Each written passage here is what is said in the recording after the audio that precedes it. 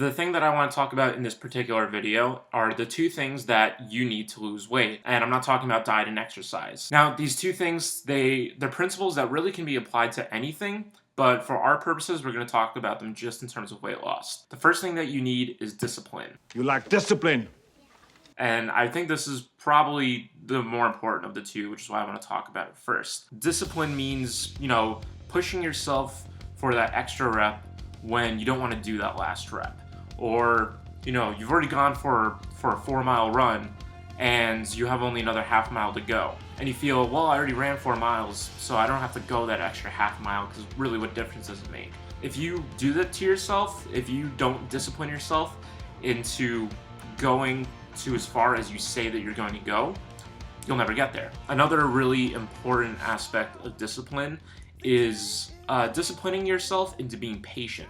A lot of people, myself included, don't reach their goals because they don't see progress as quickly as they would like, and they give up. And if you're trying to lose weight, it could be, oh, well, I'm trying to lose 50 pounds and I've only lost 10 and it's been like 3 months.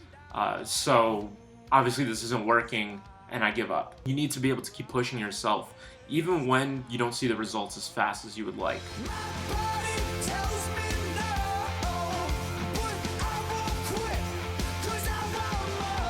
Ultimately, if you're inconsistent in what you do, you're not disciplined, and your results will only be temporary or non-existent. You need to be able to push yourself even during the times that you don't want to. Now, how do you do that? So the way to kind of push yourself is the second principle, which is motivation. Motivation is your goal. It definitely helps to have like a really specific goal. Saying that, oh, well, I want to be healthy.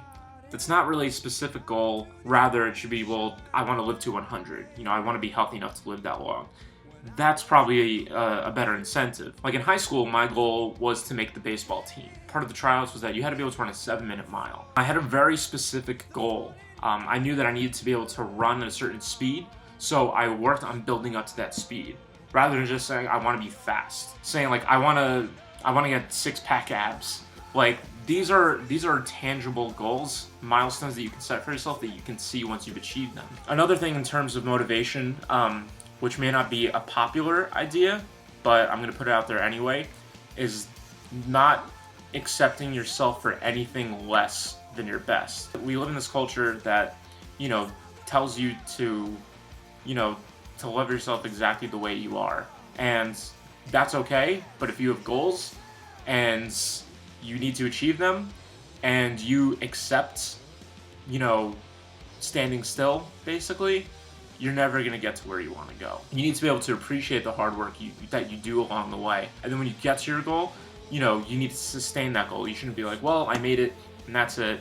I don't have to work as hard now. What it needs to be is, I'm going to keep up this healthy diet and running way that I am now, and continue to monitor my weight to make sure that this is that I stay within this weight range. Without these two things, if you don't discipline yourself, and if you don't give yourself a good reason to go to the gym and to diet, it's very likely that you won't achieve your goal. You need to discipline yourself into working hard, and you need to motivate yourself. You need to remind yourself why you're doing it, and it should be a specific goal. It should be a goal that once it's achieved, you can see. Ultimately, you're trying to shape your body, but the main thing that you need to shape is your mind. That can mean, going past what you thought was possible, breaking your own expectations. So that's it for this video. I'll be back in a couple weeks with videos on more specific aspects of dieting and exercise. But as long as you apply these two principles into your eating and workout regimen, you really don't need anything else. So thanks again for watching, and I hope you continue to support me by watching my videos.